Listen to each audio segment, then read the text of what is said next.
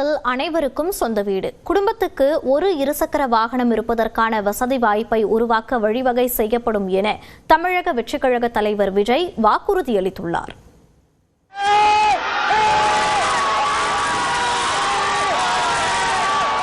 கரூர் கூட்ட நெரிசலில் 41 பேர் உயிரிழந்ததற்கு பிறகு முதன்முறையாக காஞ்சிபுரம் மாவட்டம் சுங்குவார்சத்திரத்தில் உள்ள தனியார் கல்லூரி உள்ளரங்கில் தாவேக தலைவர் விஜயின் மக்கள் சந்திப்பு நிகழ்ச்சி நடைபெற்றது. இதில் காஞ்சிபுரம் மாவட்டத்தைச் சேர்ந்த 2000 பேருக்கு மட்டுமே அழைப்பு விடுக்கப்பட்டிருந்தது. மேலும் குழந்தைகளுடன் வந்தவர்களை தாவேக பொதுச் செயலாளர் ஆனந்த் திருப்பி அனுப்பினார். உங்க மாமியார் வந்துட்டாங்கல்ல, வேற யாரு அவரை கிட்ட கொடுத்து ஒரு அரை மணி நேரம் அவரு எடுக்க சொல்லி தனி ரூம் கொடுக்க சொல்றேன். அந்த ரூம்ல உட்கார சொல்லுங்க, ரைட்டா? அதுக்கு தனியா உட்கார சொல்லுங்க. இந்த நிகழ்ச்சியில் பேசிய விஜய், பிறப்புக்கும் எல்லா உயிர்க்கும் என்று சொன்ன தாவேகவிற்கு கொள்கை இல்லை என்று கூறுவதா என வினவினார். திமுகவை இன்னும் விமர்சிக்கவே ஆரம்பிக்கவில்லை என்று கூறியவர் அதற்குள் தங்களை பற்றி அவதூறுகளை வீசுவதாக குற்றம் சாட்டினார். மேலும் பொதுமக்கள் நலனில் தமிழக வெற்றிக் கழகத்தின் தொலைநோக்கு பார்வை என்ன என்று விஜய் பட்டியலிட்டார். எல்லாருக்கும் நிரந்தரமான வீடு இருக்கணும்,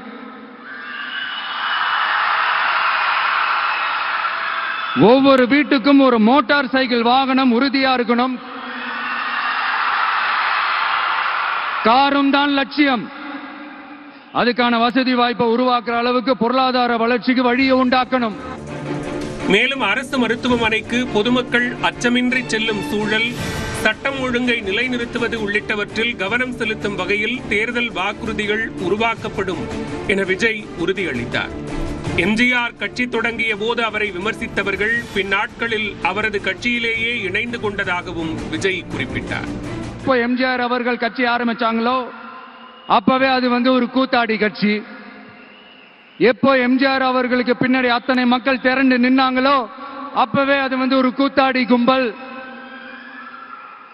நடிகர் கட்சி ஒட்டுமொத்த தமிழ்நாட்டு மக்களும் எம்ஜிஆர் அவர்கள் கூட தானே போய் சேர்ந்தாங்க. 53 வருஷமா அதே கதறல்கள், கூத்தாடி கூட்டம், நடிகர் கட்சி, நடிகர் கூட்டம். தொடர்ந்து பேசிய விஜய், ஜென்சி தலைமுறையினரை தற்குறிகள் என்று அழைப்பதா என காட்டமாக விமர்சித்தார். இவங்கெல்லாம் யாரும் இங்க தற்குறிகள்லாம் கிடையாது. இவங்க எல்லாரும் தமிழ்நாட்டு அரசியலோட ஆச்சரியக்குறி. இவங்க எல்லாரும் தமிழ்நாட்டு அரசியலோட அந்த மாற்றத்திற்கான அறிகுறி. சும்மா லாஜிக்கே இல்லாம தற்குறி. மேலும் திமுக நடத்திய அறிவு திருவிழாவில் பேசிய எம்எல்ஏ எழிலனை மறைமுகமாக குறிப்பிட்ட விஜய், தங்களுக்கான ஆதரவு குரல் தொடர்ந்து அதிகரிக்கும் என்று கூறினார். என்னடா இது இப்படி ஆகி போச்சு, டிவிகேக்கு சப்போர்ட் பண்ற மாதிரி நம்ம கட்சியிலிருந்தே ஒரு குரல் வருதுன்னு சொல்லி தலைமையில ஃபுல்லா கன்ஃபியூஷன். அந்த கன்ஃபியூஷன் இதோட நிக்காது.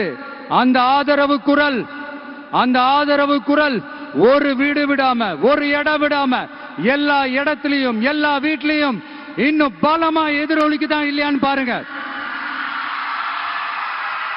சும்மா பிளாஸ்ட் தான்.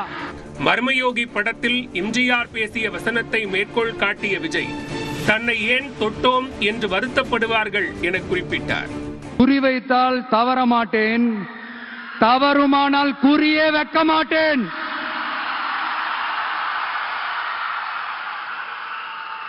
இதெல்லாம் யாருக்கு சொல்றோம், எதுக்கு சொல்றோம்னு புரிய வேண்டியவங்களுக்கு புரிஞ்சா நல்லா இருக்கும். ஏண்டா இந்த விஜய தொட்டோம்,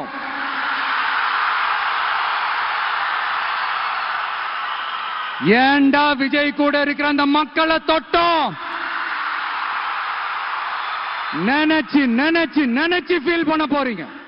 கரூர் கூட்ட நெரிசல் சம்பவம் குறித்து எதிர்காலத்தில் பேசுவதாக தெரிவித்த விஜய், விரைவில் பொதுவெளியில் மக்களை சந்திக்க உள்ளதாகவும் கூறினார்.